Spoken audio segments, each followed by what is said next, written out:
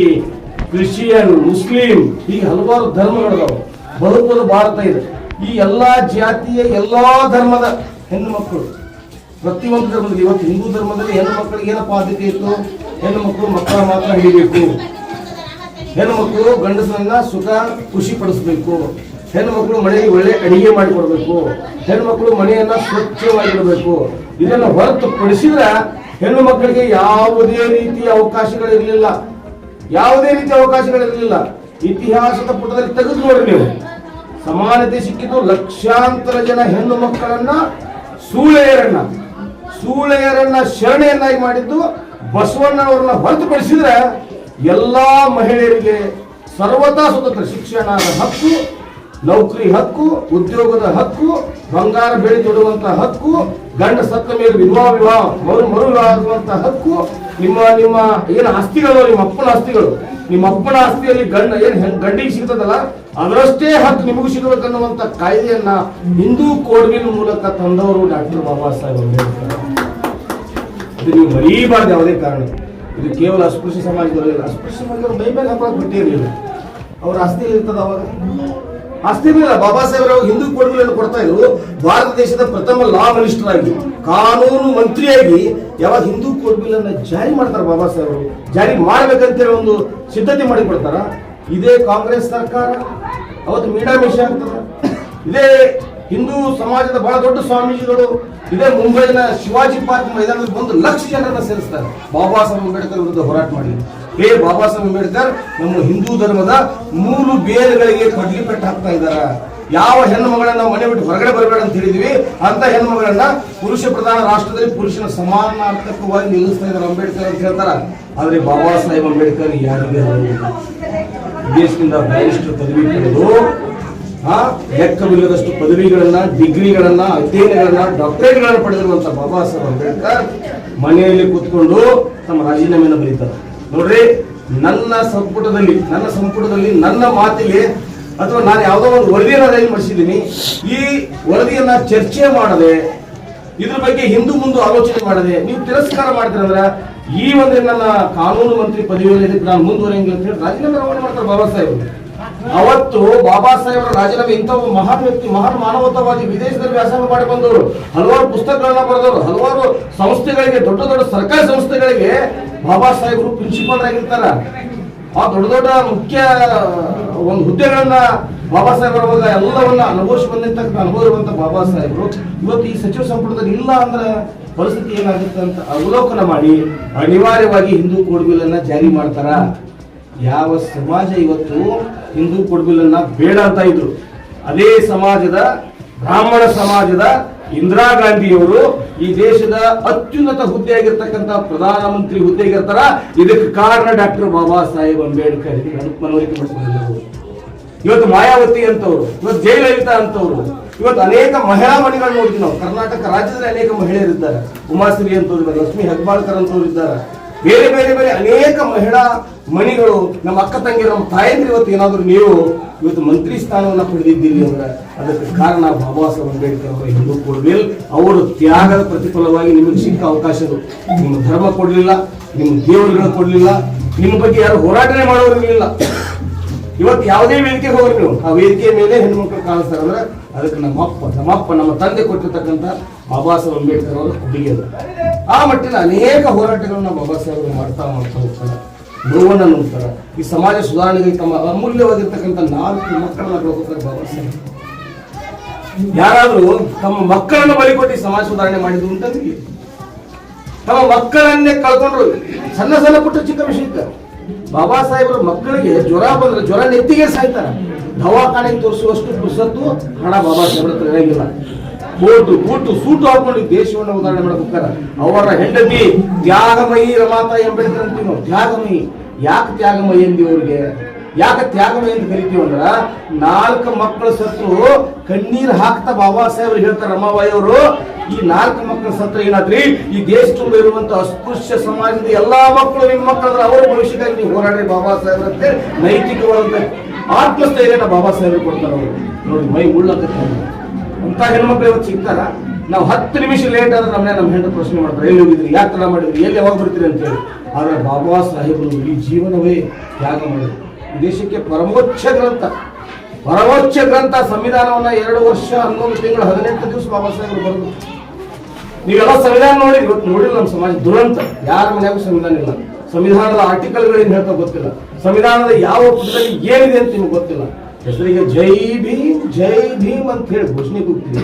ಬಾಬಾ ಸಾಹೇಬರು ಏನು ಬರೆದಿಟ್ಟರು, ಬಾಬಾ ಸಾಹೇಬರು ಬಿಟ್ಟು ಹೋಗಿರ್ತಕ್ಕಂಥ ಬೆಳವಣಿಗೆ ಏನು, ಬಾಬಾ ಸಾಹೇಬರು ಏನೋ ಇದನ್ನ DJ ಡ್ಯಾನ್ಸ್ ಮಾಡಂದ್ರ, ಬಾಬಾ ಸಾಹೇಬ್ರ ಕಾರ್ಯಕ್ರಮ ಮಾಡಂದ್ರ, ಬಾಬಾ ಸಾಹೇಬ್ರ ಮೂರ್ತಿಗಳನ್ನು ಕೂರಿಸಂದ್ರ ಅಲ್ಲ. ನಮ್ಮ ಆತ್ಮ ಗೌರವಕ್ಕಾಗಿ ನಾವು ಅಭಿಮಾನಕ್ಕಾಗಿ ಮಾಡ್ತೀವಿ ಮತ್ತೆ ಬೇರೆ. ಆದ್ರೆ ಬಾಬಾ ಸಾಹೇಬರು ಸ್ಪಷ್ಟವಾಗಿ ಹೇಳಿದ್ರು, ನನ್ನನ್ನ ಮೂರ್ತಿಗಳಲ್ಲಿ ಹುಡುಕಾಡಬೇಡ್ರಿ, ನಾನು ಏನಾದ್ರೂ ನಿಮ್ಗೆ ಸಿಗಬೇಕಾದ್ರೆ ನಾನು ಬರೆದಿರುವ ಪುಸ್ತಕಗಳನ್ನ ಓದಿ ಅಲ್ಲಿ ನಿಮ್ಗೆ ನಾ ಜೀವಂತವಾಗಿ ಸಿಗ್ತೀನಿ ಅಂತ ಬಾಬಾ ಸಾಹೇಬ್ರ ಸಂದೇಶ ಹೇಳಿದ್ರು. ಆದ್ರೆ ನಾವು ಯಾರು ಪುಸ್ತಕಗಳನ್ನ ಓದಿಲ್ಲ. ನೀವು ಪುಸ್ತಕ ಅಂತ ನೆನಪು ದ ಬುದ್ಧ ಅಂಡ್ ಹಿಸ್ ಧಮ್ಮ ಅನ್ನುವಂತ ಒಂದು ಗ್ರಂಥವನ್ನ ಬಾಬಾ ಸಾಹೇಬರು ಬರಿತಾ ಇರ್ತಾರೆ. ಬೌದ್ಧ ಧರ್ಮದ ಇತಿಹಾಸವನ್ನ, ಅಸ್ಪೃಶ್ಯರ ಇತಿಹಾಸವನ್ನ ಸಾಕ್ಷಿ ಸಮೇತವಾಗಿ ದಾಖಲು ಮಾಡ್ತಿರ್ತಾರೆ. ಬಾಬಾ ಸಾಹೇಬರಿಗೆ ಅಸ್ತಮ ಬಂದಿರುತ್ತೆ, ಬಾಬಾ ಸಾಹೇಬರಿಗೆ BP ಬಂದಿರುತ್ತೆ, ಶುಗರ್ ಬಂದಿರುತ್ತೆ, ಅವ್ರ ಕೈ ಕಾಲುಗಳು ನಡಕ್ತಾ ಇರ್ತಾವ, ಸುಸ್ತಾಗ್ತಾ ಇರ್ತದ. ಯಾವ ಹೊತ್ತಿನಾಗ ಬಾಬಾ ಸಾಹೇಬರು ಹೋಗ್ತಾರ ನಮ್ಮನ್ನು ಬಿಟ್ಟು ಅನ್ನುವಂಥ ಭಯದಲ್ಲಿ ಎಲ್ಲ ಬದುಕ್ತಾ ಇರ್ತಾರ. ಅಂತ ಟೈಮಲ್ಲಿ ಬಾಬಾ ಸಾಹೇಬರು ಬೇಡಿದ್ರು ಹಗಲು ರಾತ್ರಿ ಪುಸ್ತಕವನ್ನು ಬರೆದಿರ್ತಾರೆ. ಅವರ ಆಪ್ತ ಸಹಾಯಕ ನಾಲ್ಕು ಹತ್ತೋರು ಹೇಳ್ತಾರೆ, ಬಾಬಾ ಸಾಹೇಬ್ರೇ ನೀವು ಇಷ್ಟೊಂದು ಟೈಮ್ ಅನ್ನ ಕೊಡಬೇಡ್ರಿ, ನಿಮ್ಗೆ 4 ಬಾರಿ ಕಣ್ಣುಗಳ ಆಪರೇಷನ್ ಬಾಬಾ ಸಾಹೇಬ್, ನಿಮ್ಗೆ ಅಚ್ಚರಿ ಅನಿಸುವುದು 4 ಬಾರಿ ಬಾಬಾ ಸಾಹೇಬ್ರ ಕಣ್ಣುಗಳ ಆಪರೇಷನ್ ಆಗುತ್ತೆ. ಆಪರೇಷನ್ ಮಾಡಿರ್ತಕ್ಕಂಥ ಡಾಕ್ಟರ್ ಹೇಳ್ತಾರೆ, ಬಾಬಾ ಸಾಹೇಬ್ರೇ ನೀವು 4 ಜನ್ಮಕ್ಕಾಗಷ್ಟು ಕಣ್ಣುಗಳನ್ನ ನೋಡಿಬಿಟ್ರಿ ಅಂತ ಹೇಳಿ. ಒಬ್ಬ ಮನುಷ್ಯ ವಯೋಸಾಯಿಸಬೇಡಿ, ನಮ್ಮ ಜೀವಿತವಾಗಿ ನಾವು 8-10 ತಾಸು ನಿದ್ದೆ ಮಾಡ್ತೀವಿ, 8 ತಾಸು ಕಣ್ಣುಗಳನ್ನ ನೋಡ್ತೀವಿ.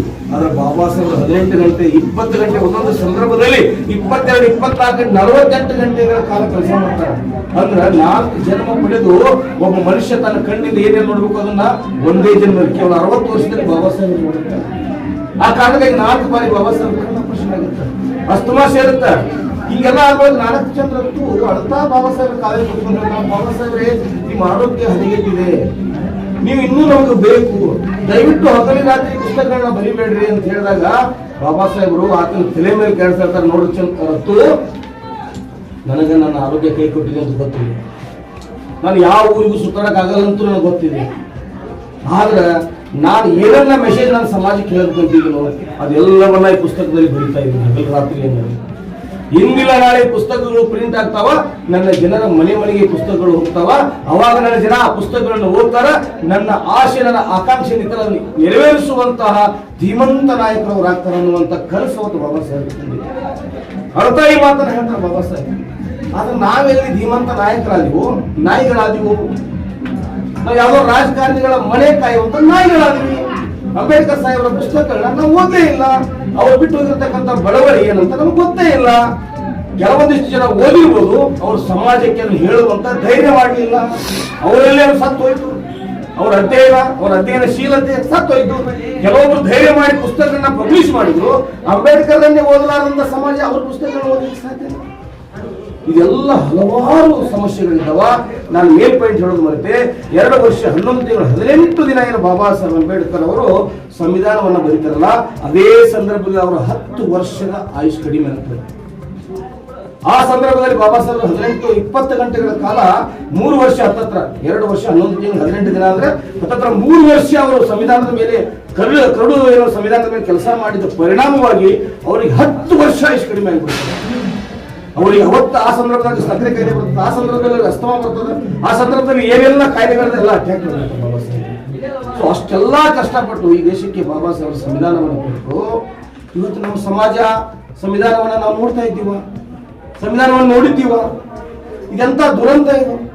ಯಾವ ದೇಶ, ಈ ದೇಶ ಇಡೀ ಭಾರತ ದೇಶ ನಮ್ಮ ಅಪ್ಪ ಬರೆದಿರುವಂತ ಸಂವಿಧಾನದ ಮೇಲೆ ನಡೀತಿದ್ದು, ಅವನ ಮಕ್ಕಳಿಗೆ ನೀವು ಜೇಬಿ ಬಂತೀರಿ, ನಿಮ್ಗೆ ಸಂವಿಧಾನದ ಆರ್ಟಿಕಲ್ಗಳು ಗೊತ್ತಿಲ್ಲ, ಸಂವಿಧಾನ ಹೆಂಗೈತಿ ನೀವು ನೋಡಿಲ್ಲ, ಸಂವಿಧಾನದ ಪ್ರತಿಗಳ ಬಗ್ಗೆ ನಿಮ್ಗೆ ಅಧ್ಯಯನ ಇಲ್ಲ. ಹಾಗಾಗಿ ನೀವು ಇವತ್ತಿಗೂ ಗೌಡರ ಗುಲಾಮರಾಗಿದ್ದೀರಿ, ಅಧಿಕಾರಿಗಳ ಗುಲಾಮರಾಗಿದ್ದೀರಿ, ರಾಜಕಾರಣಿಗಳ ಗುಲಾಮರಾಗಿದ್ದೀರಿ. ಯಾರೋ ಏನೋ ನಿಮ್ ತಲೆ ಕೊಟ್ಟರೆ ಅದನ್ನೇ ಸತ್ಯ ಅಂತ ನಂಬುತ್ತಾ ಇದ್ದೀರಿ. ನಿಮಗ ಅಟ್ಲೀಸ್ಟ್ ಅವ್ರು ಹೇಳಿರುವಂತ ಮಾತು ಅದು ಸತ್ಯನೋ ಸುಳ್ಳು ಅನ್ನುವಷ್ಟು ಅದನ್ನ ಅನಾಲಿಸಿಸ್ ಮಾಡೋಷ್ಟು ಕೂಡ ಕೆಪಾಸಿಟಿ ನಿಮ್ಮೊಳಗೆ ಇಲ್ಲ ಅಂದ್ರೆ ಅದಕ್ಕೆ ಕಾರಣ ನೀವು ಅಧ್ಯಯನಹೀನರಾಗಿದ್ದೀರಿ. ನೀವು ಶಿಕ್ಷಣ ಎನ್ನುವಂತ ಹುಲಿ ಹಾಲನ್ನು ಕುಡಿಲಿಲ್ಲ, ದಡ್ಡರಾಗಿ ನಾಯಿ ಮೊಲೆ ಹಾಲನ್ನು ಕುಡಿದಿದ್ದೀರಿ. ಇದು ಸ್ಪಷ್ಟವಾಗಿ ಅದ್ಭುತವಾದಂತ ಸಂದೇಶ ಇದೆ. ಇವತ್ತು 2025 ನಮ್ಗೆ ನೋವು ದುಃಖ ಯಾಕೈತೆ, ನಾವೆಲ್ಲ ನಮ್ಮ ಮನೆ ಬಿಟ್ಟು ಎಲ್ಲಿ ನಾವು 100 ಕಿಲೋಮೀಟರ್ಗೆ ಬಂದಿದ್ದೀವಿ. ಒಂದು ಚಿಕ್ಕ ಹಳೆಯ ಕಾರ್ಯಕ್ರಮ ಒಂದು ಯಾಕೆ ಬರ್ತಾ ಇದೀವಿ ಅಂದ್ರ, ನಮ್ಮ ಜೀವನದ ಕಟ್ಟಕಡೆಯ ಸಂದೇಶ ಅಂದ್ರೆ ಅಂಬೇಡ್ಕರ್ ಸಾಹೇಬರು ಹೊತ್ತು ತಂದಿರುವಂತ ವಿಮೋಚನ ರಥವನ್ನ ಒಂದು ಇಂಚ ಅವರ ಮುಂದೆ ಇಳಿಯಲೇಬೇಕು. ಅವಾಗ ನಮ್ಮ ಜೀವನ ಸಾರ್ಥಕ ಆಗುತ್ತೆ. ಇಲ್ಲಂದ್ರೆ ನಾವು ಬದುಕು ಸಾರ್ಥಕ ಆಗ್ಲಿಕ್ಕೆ ಸಾಧ್ಯನೇ ಇಲ್ಲ. ನೀವೆಲ್ಲ ನೋಡಿ, ಇವತ್ತು ನಮ್ಮ ನೌಕರಸ್ಥರ ಪರಿಸ್ಥಿತಿ ಏನಪ್ಪಾ, ಜಮ್ ಅಂತ ಪಗಾರ ತಗೊಳ್ತೀರಿ, ಜಮ್ ಅಂತ ಕಾರ್ ತಗೊಳ್ತೀರಿ, ನಿಮ್ಮ ಮಕ್ಕಳಿಗೆ ಬಟ್ಟೆ ಬೆಲೆ ತಗೊಳ್ತೀರಿ, ಒಳ್ಳೆ ಒಳ್ಳೆ ಸ್ಕೂಲ್ ಕಾಲೇಜುಗಳಲ್ಲಿ ಅವ್ರಿಗೆ ಏನಪ್ಪಾ ಅಂದ್ರೆ ಅಡ್ಮಿಷನ್ ಕೊಡಿಸ್ತೀರಿ, ನಿಮ್ಮ ಹೆಂಡತಿಯರ ಮೈ ಮೇಲೆ ಬಂಗಾರ ಬೇಳಿ ಅಗಲಿ ಏನಪ್ಪಾ ಅಂದ್ರೆ ತುಟ್ಟಿ ಬಹಳ ಕಾಸ್ಟ್ಲಿ ಇರುವಂತ ಸೀರೆಗಳನ್ನು ತಗೊಳ್ತೀರಿ. ಎಲ್ಲವಾಯ್ತು. ಪ್ರಮೋಷನ್ ಆದ ನಂತರ ತಿರುಪತಿ ತಿಮ್ಮಪ್ಪ ಕೊಡ್ತೀರಿ, ಕಾರ್ ತಗೊಂಡ್ಬಿಟ್ಲಿ ಯಾವುದೋ ದೇವಸ್ಥಾನವನ್ನು ಪೂಜೆ ಹಾಕಿಸ್ತೀರಿ. ಎಲ್ಲ ಕೊಟ್ಟವ್ರು ಯಾರು? ತಿರುಪತಿ ತಿಮ್ಮಪ್ಪನ ಕೊಡಲಿಲ್ಲ, ನಿಮ್ಮ ಮನೆ ಮುಂದಿರುವ ನಿಮ್ಮ ಊರಲ್ಲಿರುವ ದೇವರು ಕೊಡಲಿಲ್ಲ. ಇದೆಲ್ಲ ನೀವು ಪಡ್ಕೋಬೇಕಾದ್ರೆ ಬಾಬಾ ಸಾಹೇಬ್ ಅಂಬೇಡ್ಕರ್ ಕೊಟ್ಟರು. ಆದ್ರೆ ನಿಮ್ಮ ಸಮಾಜಕ್ಕಾಗಿ, ನಿನ್ನ ಹೆಂಡತಿಗಾಗಿ ನೀನು ಇಷ್ಟೆಲ್ಲ ನಿನ್ನ ಮಕ್ಕಳಿಗೆ ನೀನು ಸಂಸಾರಕ್ಕೆ ಖರ್ಚು ಮಾಡವ, ಸಮಾಜಕ್ಕಾಗಿ 10%, 5% ದುಡ್ಡು. ಈಗ ಸಪೋಸ್ ಒಂದು 50,000 ರೂಪಾಯಿ ನಿಮ್ ಪೇಮೆಂಟ್ ಐತಂದ್ರ ಒಂದು 2,000 ರೂಪಾಯಿ ನನ್ನ ಸಮಾಜಕ್ಕಾಗಿ ಅಂತ ತೆಗೆದಿತ್ತು. ಇವತ್ತು ನನ್ನ ಸಮಾಜ ಕೋಟ್ಯಾಧೀಶ್ವರ ಸಮಾಜ ಆಗ್ತಾ ಇತ್ತು, ದೊಡ್ಡ ದೊಡ್ಡ ಶಿಕ್ಷಣ ಸಂಸ್ಥೆಗಳ ಉಳ್ಳಂತ ಸಮಾಜ ಆಗ್ತಾ ಇತ್ತು, ದೊಡ್ಡ ದೊಡ್ಡ ಬಿಸ್ನೆಸ್ ಕಂಪನಿಗಳನ್ನ ಮಾಡಬಹುದಾಗಿದೆ. ಅದೇ ದುಡ್ಡನ್ನ ನೀವು ಯಾವುದೋ ಬಾರ್ನಲ್ಲಿ ಕಳೀತೀವಿ, ಯಾವುದೋ ಕ್ಲಬ್ನಲ್ಲಿ ಕಳೀತೀವಿ, ಯಾವ ವೇಸ್ಟ್ ಆಗಿ ಆ ದುಡ್ಡನ್ನು ಖರ್ಚು ಮಾಡ್ತೀವಿ ವಿನಃ ಯಾವ ನೌಕರಸ್ಥರು, ಯಾವ ಶಿಕ್ಷಣವಂತರು, ಯಾವ ಹೋರಾಟಗಾರರು ಕೂಡ ಸಮಾಜವನ್ನು ನೋಡಲಿಲ್ಲ. ಬದಲಾಗಿ ಸಮಾಜದ ಹೆಸರನ್ನ, ಅಂಬೇಡ್ಕರ್ ಸಾಹೇಬರ ಹೆಸರನ್ನ ಬಳಸ್ಕೊಂಡು ಇವತ್ತು ಸಮಾಜದ ದಿಕ್ಕನ್ನ ತಪ್ಪಿಸುವಂತ ಕೆಲಸವನ್ನ ಮಾಡ್ತಾ ಇದ್ದಾರೆ. ಅದು ನಾನು ಹೇಳುವಂತ ನೇರವಾಗಿನ ಯಾರಪ್ಪನಂಜಿಕೆ ಬಾಬಾ ಸಾಹೇಬರ ನಮಗೆ ಬೆನ್ನಿಗಿರುವ ಯಾರಪ್ಪನಂಜಿಕೆ ನಮಗಿಲ್ಲ, ಯಾರಿಗೆ ಅನ್ಸಲ್ಲ. ಯಾವ ರಾಜಕಾರಣಿ ಹೇಳಿದ್ರಲ್ಲ, ಯಾವ ಅಧಿಕಾರಿಗಳಿಗೆ ಹೇಳಿದ್ರಲ್ಲ. ಯಾಕಂದ್ರೆ ನಮ್ಮ ಅಪ್ಪಂದ್ರ ರೂಲ್ ಐತಿದ್ದು. ನಮ್ಮಪ್ಪ ಬಾಬಾ ಸಾಹೇಬ್ ಅಂಬೇಡ್ಕರ್ ಜನ್ಮ ಕೊಟ್ಟವ್ ನಮ್ಮ ಅಪ್ಪ ಇರ್ಬೋದು, ಬದುಕು ಕೊಟ್ಟವ್ ನಮ್ಗೆ ಬಾಬಾ ಸಾಹೇಬ್ ಅಂಬೇಡ್ಕರ್. ಒಬ್ಬರಿಗೆ ಇಬ್ಬರಿಗಲ್ಲ, ಈ ದೇಶದ ಅಸಂಖ್ಯಾತ ಶೋಷಿತರಿಗೆ, ಕೋಟಿ ಜನ ಶೋಷಿತರಿಗೆ ಬದುಕು ಕೊಟ್ಟರು ಬಾಬಾ ಸಾಹೇಬರು. ಬಾಬಾ ಸಾಹೇಬರು ಭಾಷಣದ ವಸ್ತುವಲ್ಲ, ಬದುಕಿನ ವಸ್ತು. ಬಾಬಾ ಸಾಹೇಬರು ಭಾಷಣ ವಸ್ತು ಮಾಡಿದ್ರು. ನೀವು ಮಾಡಿರ್ತಕ್ಕಂಥ ಐತಿಹಾಸಿಕ ಅನ್ಯಾಯಗಳು, ಕಾಂಗ್ರೆಸ್, ಬಿಜೆಪಿ, JDS ಏನೆಲ್ಲ ಬಾಬಾ ಸಾಹೇಬರ ಬಗ್ಗೆ ಎಷ್ಟೆಲ್ಲ ನೀವು ಕಥೆಗಳು ಕಟ್ತಾ ಇದ್ರಿ, ಎಷ್ಟೆಲ್ಲ ಅಭಿಮಾನ ತೋರಿಸ್ತಾ ಇದ್ರಿ. ಆದ್ರೆ ನೀವು ಮಾಡಿರ್ತಕ್ಕಂಥ ಐತಿಹಾಸಿಕ ಸತ್ಯವನ್ನ ನಮ್ಮಂತ ಅಧ್ಯಯನಶೀಲ ವ್ಯಕ್ತಿಗಳು ಮರೆತಿಲ್ಲ. ಈ ಸಮಾಜಕ್ಕೆ ಇಂದಿಲ್ಲ ನಾಳೆ ನೀವು ಮಾಡಿರ್ತಕ್ಕಂಥ ಅನ್ಯಾಯ, ನೀವು ಮಾಡುತ್ತಿರುವಂತ ವಂಚನೆ, ನೀವು ಮಾಡುವಂತ ಮೋಸ ಇಂದಿಲ್ಲ ಗೊತ್ತಾಗುತ್ತೆ. ಗೊತ್ತಾದ ನಂತರ ಒಳ್ಳೊಳ್ಳೆ ಸಮಾಜ ಸೇವಕರು, ಸಮಾಜದ ಬಗ್ಗೆ ಗೌರವ ಉಳ್ಳವರು, ಸಮಾಜವನ್ನು ನೀವು ನಾಚಿಕೆ, ಈ ದೇಶದ ಪ್ರಧಾನಮಂತ್ರಿಗೆ, ಈ ರಾಜ್ಯದ ಮುಖ್ಯಮಂತ್ರಿಗೆ ನಾಚಿಕೆ ಬರಬೇಕು. ಯಾಕೆ ನಾಚಿಕೆ ಬರಬೇಕಂದ್ರೆ ಸಿಂಪಲ್ ಕ್ವಶನ್ ಕೇಳ್ತೀನಿ. ಈ ದೇಶವನ್ನ ವಿಶ್ವಗುರು ಮಾಡ್ತಾನೆ ಹೊರಟೀನಿ, ಏನೇನೋ ದೊಡ್ಡ ಕಾರ್ಯಕ್ರಮಗಳನ್ನ ಮಾಡುವ ಮೂಲಕ ಉದ್ಯೋಗ ಮೇಳ, ಆ ಮೇಳ, ಈ ಮೇಳ ಮಾಡ್ತೀರಿ. ಈ ದೇಶದೊಳಗಡೆ ಇವತ್ತು ದೊಡ್ಡದೊಂದು ಕುಂಭಮೇಳ ನಡೆದೈತಿ. ಆದ್ರೆ ನಾ ಕೇಳ್ತೀನಪ್ಪ, ನೀವು ಕುಂಭಮೇಳ ಮಾಡಿದ್ರೇನು, ನೀವು ಜಗತ್ತಿಗೆ ಮಾದರಿ ಆಗುವಂತ ಕಾರ್ಯಕ್ರಮ ಮಾಡಿದ್ರು. ಈ ದೇಶದಾಗ ಹಳ್ಳಿ ಒಳಗಡೆ ಇವತ್ತು ಹೆಣ್ಮಕ್ಳು ಬೀದಿ ಮೇಲೆ ಸಂಡಾಸ ಕುಡಿದ್ರು ಇವತ್ತು ತಪ್ಪಿಲ್ಲ. ಇವತ್ತು ಹೆಣ್ಣು ಮಕ್ಕಳಿಗೆ ಮಧ್ಯಾಹ್ನ ಏನಾದ್ರು ಕಕ್ಕಸ ಟಾಯ್ಲೆಟ್ ಬಂದ್ರೆ, ನಮ್ ಕಡೆ ಸಂಡಾಸ ಅಂತಾರ, ಅವ್ರು ಏನಾದ್ರು ಕಕ್ಕಸ ಬಂದ್ರೆ ಅವ್ರು ಸಾಯಂಕಾಲ ಹೋಗ್ಬೇಕು, 7 ಗಂಟೆ ನಂತರ, ರಾತ್ರಿ ಆದ ನಂತರ, ಇಲ್ಲಾಂದ್ರೆ ನಿಷ್ಕಿನ್ ಜಾವ 4-5 ಗಂಟೆಗೆ ಹೋಗ್ಬೇಕು. ಯಾಕಂದ್ರೆ ಟಾಯ್ಲೆಟ್ ಕಟ್ಟಿಕೊಡುವಂತ ಯೋಗ್ಯತೆ ಸರ್ಕಾರಗಳಿಗಿಲ್ಲ. ಹಳ್ಳಿಗಳು ಇವತ್ತು ಬೀದಿ ರಸ್ತೆ ಮೇಲೆ ಇವತ್ತು ಹೆಣ್ಮಕ್ಳು ಟಾಯ್ಲೆಟ್ ಕೊಡಿರ್ತಾರ. ಇಂಥ ದೇಶನ ವಿಶ್ವಗುರು ಮಾಡ್ತಾ ಇದ್ರೆ ನಿಮ್ಗೆ ನಾಚಿಕೆ ಮಾನ ಮರ್ಯಾದೆ ಇಲ್ಲ. ನಾಚಿಕೆ ಮಾನ ಮರ್ಯಾದೆ ಇಲ್ಲ ನಿಮ್ಗೆ.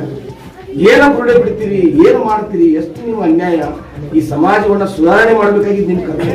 ಬಾಬಾ ಸಾಹೇಬ್ ಬಹಳ ಸ್ಪಷ್ಟವಾಗಿ ಹೇಳಿದ್ರು, 2 ವರ್ಷ 11 ತಿಂಗಳು 18 ದಿನ ಸಂವಿಧಾನ ಬರೆದು ಈ ದೇಶಕ್ಕೆ ಸಮರ್ಪಣೆ ಮಾಡುವಾಗ ಸ್ಪಷ್ಟವಾಗಿ ಬಾಬಾ ಸಾಹೇಬ್ ಹೇಳ್ತಾರೆ, ನೋಡಪ್ಪ, ಒಂದು ದೇಶದ ಯಾವುದೇ ಸಂವಿಧಾನ ಎಷ್ಟೇ ಒಳ್ಳೆಯದಾಗಿರಲಿ, ಅದನ್ನ ರೂಲ್ ಮಾಡುವಂತ ಜಾಗದಲ್ಲಿ ನಾಲಾಯಕರ ಪುತ್ರ ದೇಶಕ್ಕೆ ಕೆಡಕಾಗುತ್ತ. ಒಂದು ದೇಶದ ಸಂವಿಧಾನ ಎಷ್ಟೇ ಕೆಟ್ಟದಾಗಿರ್ಲಿ, ಆದ್ರೆ ಆ ರೂಲ್ ಮಾಡುವಂತ ಜಾಗದಲ್ಲಿ ಒಳ್ಳೆಯವ್ರ ಪುತ್ರ ಅಂದ್ರೆ ದೇಶಕ್ಕೆ ಒಳ್ಳೆಯದಾಗುತ್ತೆ ಅಂತ ಹೇಳಿ ಇವತ್ತು 76-77 ವರ್ಷ ದೇಶ ಸ್ವತಂತ್ರ ಆಗಿ ದೇಶದ ಸಂವಿಧಾನ ಸರ್ವರಿಗೂ ಸಮಪಾಲು ಅಂತ ಹೇಳ್ತದ. ಆದ್ರೆ ನಿಮ್ಮ ಮನೆಗಳು ತುಂಬಿದು. MLAಗಳು ಇವತ್ತು MLA ಆಗ್ತೀರಿ, ಮುಂದಿನ ಸಲ ಫ್ಯಾಕ್ಟ್ರಿ ಕಟ್ತೀರಿ, ಇವತ್ತು MLAಗಳಾಗ್ತೀರಿ, ನಿಮ್ಮ ಮಕ್ಕಳು ವಿದೇಶಕ್ಕೆ ಓದಿಸ್ತೀರಿ, ಇವತ್ತು MLAಗಳಾಗ್ತೀರಿ, 1000 ಎಕರೆ ಜಮೀನು ನಿಮ್ಮ ಹೆಸರಿಗೆ ನಾವು ಓಟ್ ಹಾಕಿರ್ತಕ್ಕಂಥ ನಾಗರಿಕರು ಅಲ್ಲೇ ಕೂತ್ಕೊಂಡಿರ್ತಾರೆ ಝೋಪಡಪಟ್ಟಿ ಒಳಗ. ಈ ರೀತಿ ವ್ಯವಸ್ಥೆಯನ್ನ ಹಾಳು ಮಾಡಿಟ್ಟಿದ್ದೀರಿ. ಈ ದೇಶದ ಸಂವಿಧಾನ ಯಥಾವತ್ತಾಗಿ ಜಾರಿ ಆಗ್ಬೇಕು. ನಮ್ಮ ಒಂದು ಘೋಷಣೆ ಮೊದಲಿತ್ತು, ಸಂವಿಧಾನ ಜಾರಿ ಮಾಡಿ, ಇಲ್ಲಾಂದ್ರೆ ಕುರ್ಚಿ ಖಾಲಿ ಮಾಡಿ ಅಂತ ಹೇಳಿ. ಇವತ್ತು ವಾತಾವರಣ ಆಗಿದೆಯಾ?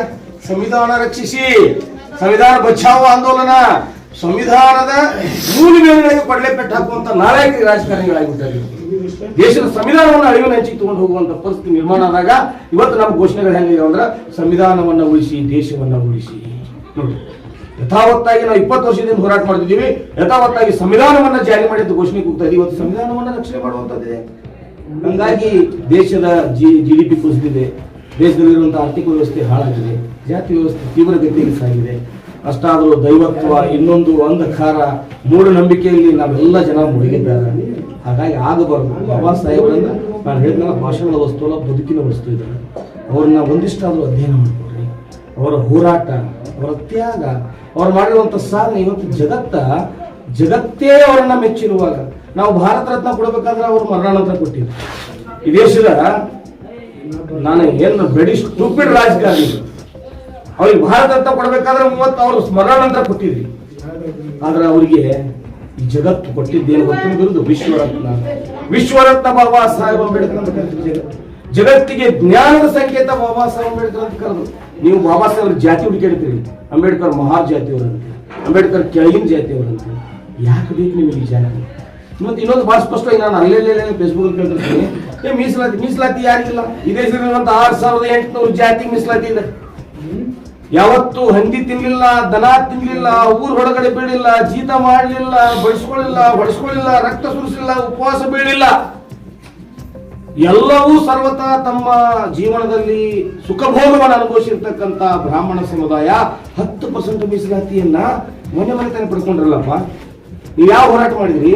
ನಿಮ್ಗೆ ಯಾವ ಕಷ್ಟ ಬಂದಿತ್ತು? 10% ನಿಮ್ಮ ಜನಸಂಖ್ಯೆ ಇರೋದು 3.5, 3.5% ಇರುವಂತವ್ರು ನಿಮ್ಮ 3 ಪಟ್ಟು ನಿಮಗೆ ಮೀಸಲಾತಿಯನ್ನು ಪಡ್ಕೊಂಡ್ರಿ.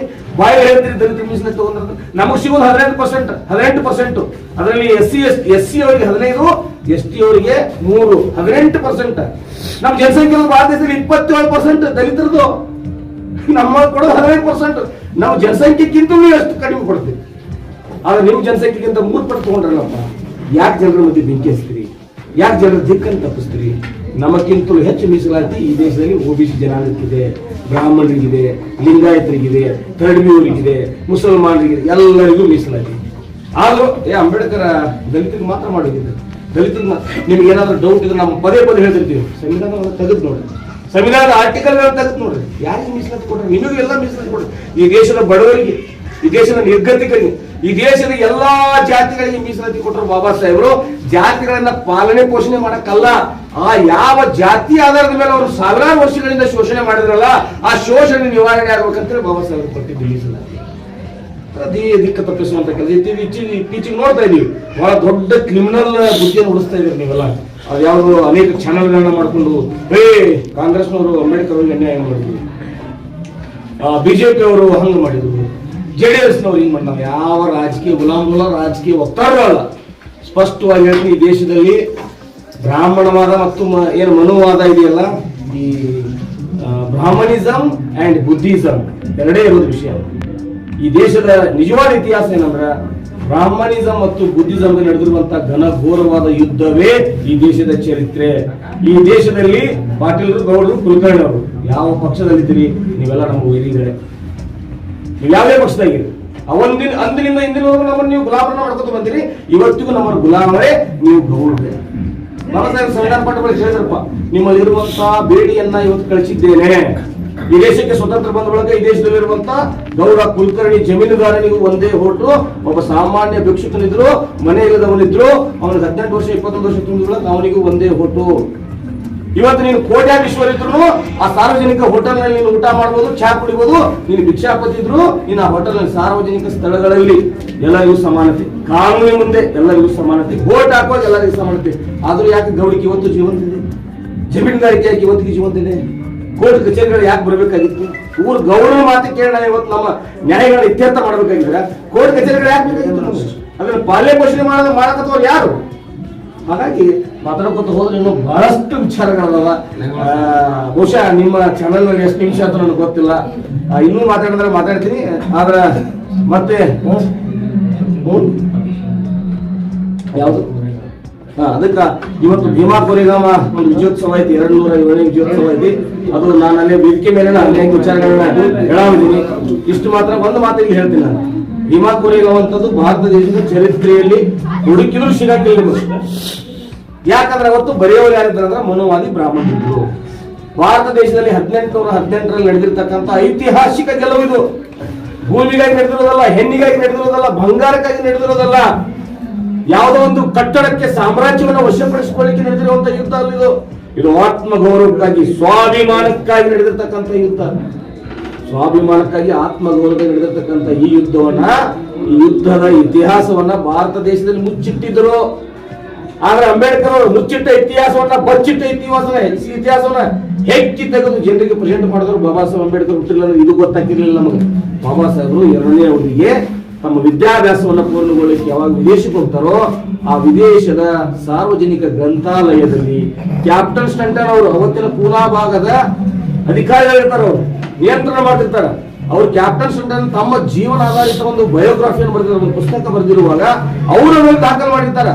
ನಾವು ಇಂಥ ಒಂದು ಕ್ಯಾಪ್ಟನ್ ಸಂದರ್ಭದಲ್ಲಿ ಒಂದು ಮಹಾನ್ ಯುದ್ಧ ಆಯಿತು ಕೊರೆಗಾಂವ್ ಅನ್ನುವಂಥ ಭೀಮಾನದಿ ದಡದಲ್ಲಿ.